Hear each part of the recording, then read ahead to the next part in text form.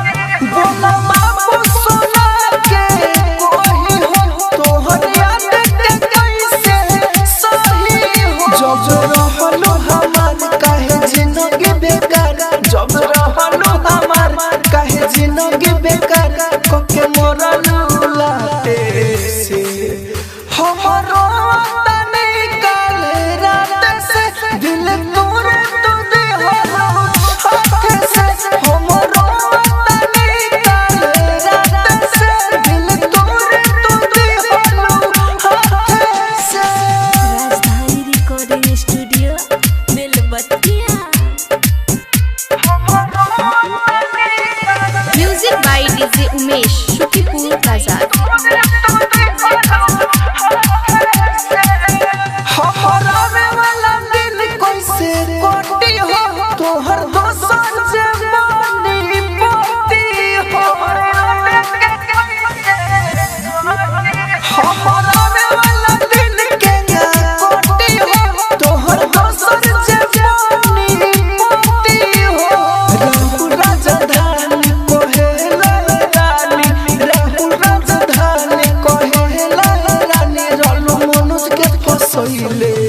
बात से हमारा